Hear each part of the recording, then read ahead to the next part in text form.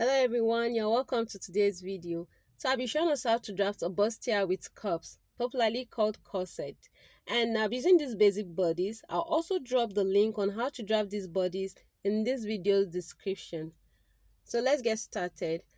First, we take up 1/2 inch from the underbust. Now this is done to lift the bust because the corset does not require a bra.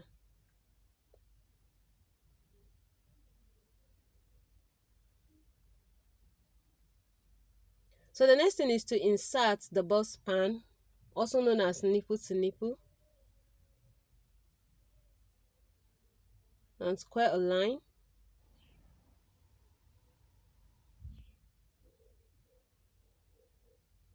So now we insert the dart 1 inch on each side of the mid dart line.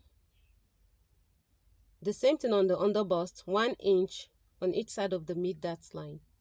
And then we connect with a line.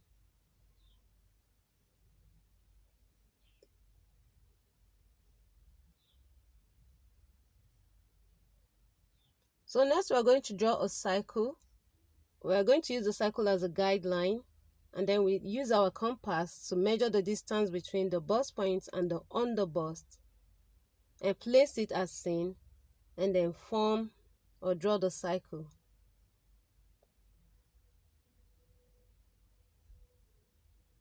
But if you do not have a compass, you can use a tape measure.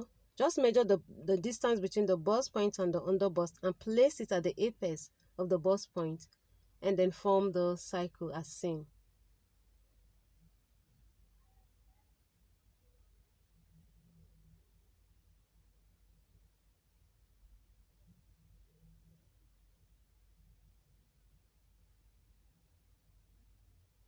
So now from the bust point, we are going to take up 2.5 inches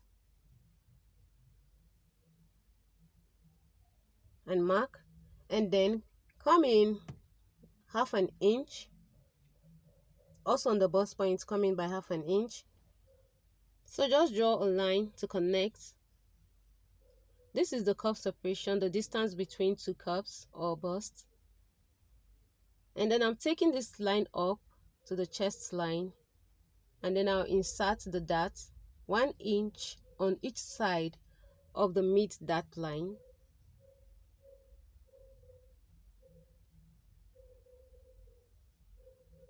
Now I'm going to connect from the underbust to the cuff separation line,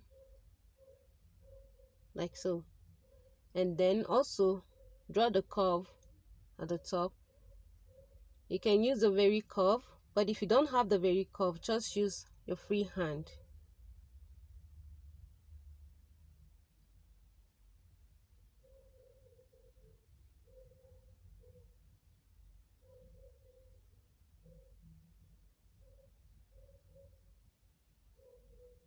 So now on this part, because the bust is fuller at this part, we're going to take out 1 inch and then connect to the underbust. And then on the bust point, on the bust line, we come down by 1/2 inch.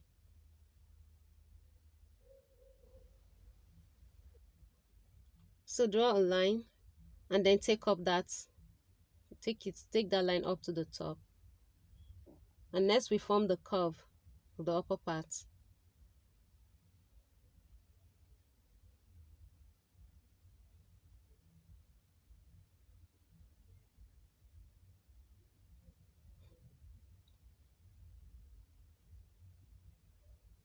Now we come down by 1 inch from the bust point.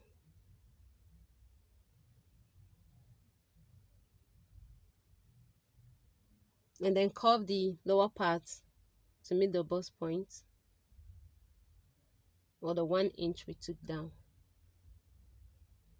And also connect the top from the dart to the bust point. Same thing on the other side.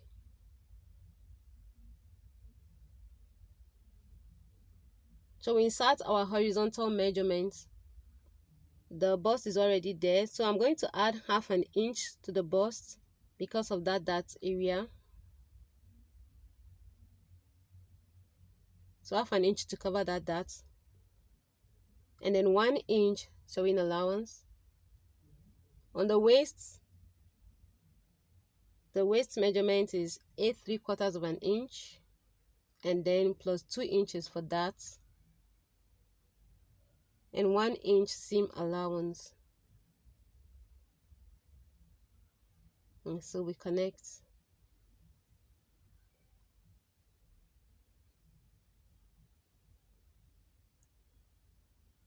And then connect that side to the 1/2 inch we brought down. And then we are done.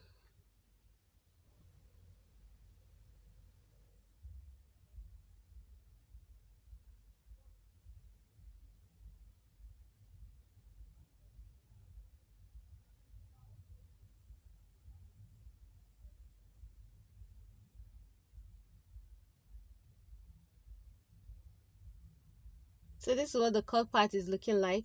So now we notch the bust point, the apex, and whenever you're sewing, make sure that they meet.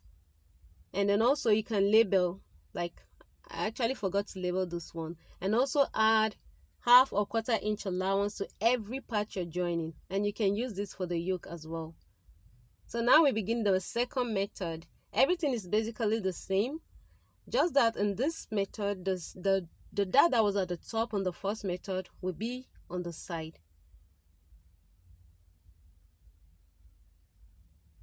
So now we connect the curve to the bust separation line.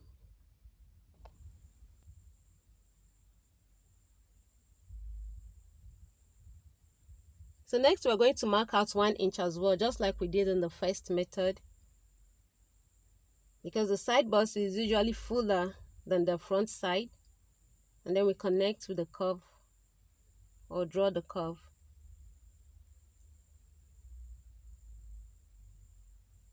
So we're going to take down 1 inch from the bust point and then form that part of the curve as well.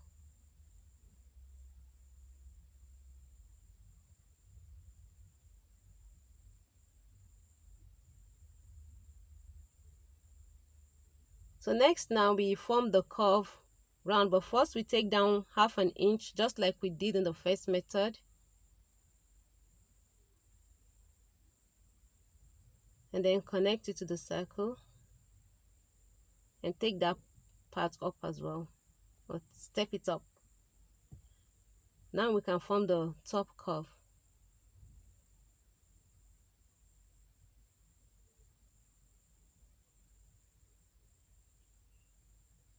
Okay, now we insert our dart.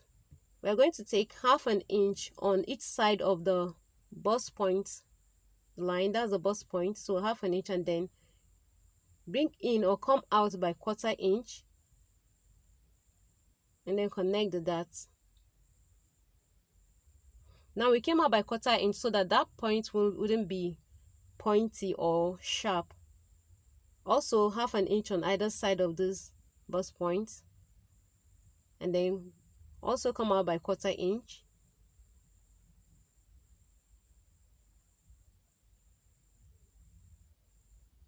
And connect the lines. So now we insert our bust points.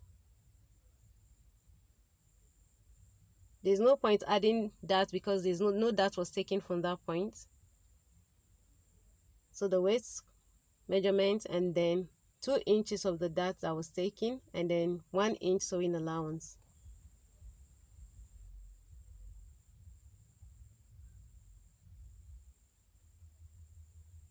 So now we cut out.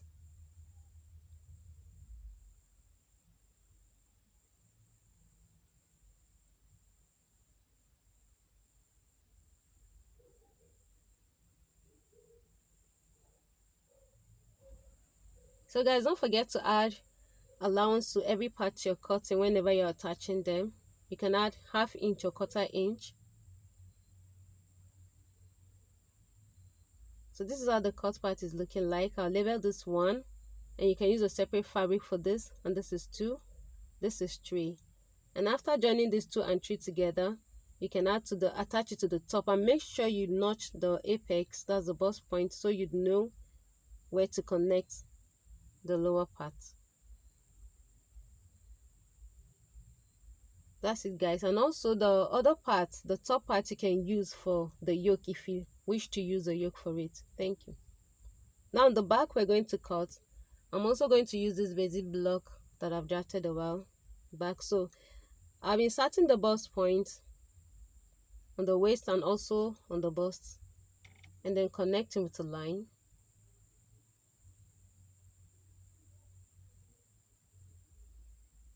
And the dart intake on the waist is 1/2 inch on each side of the mid dart line, and then on the chest is 1/4 inch on each side of the mid dart line, and we connect with a line.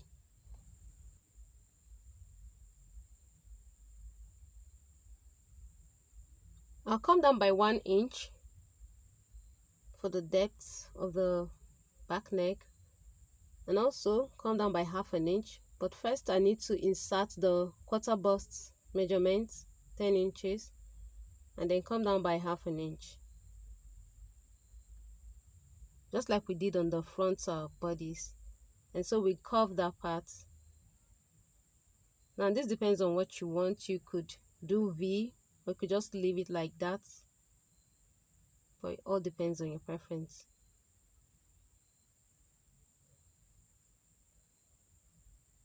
Now we insert the waist, the quarter waist measurement,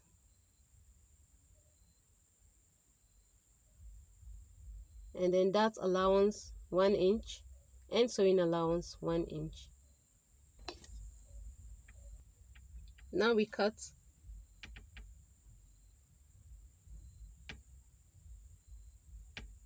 And that's it, guys. So we can use this for the yoke of the bag.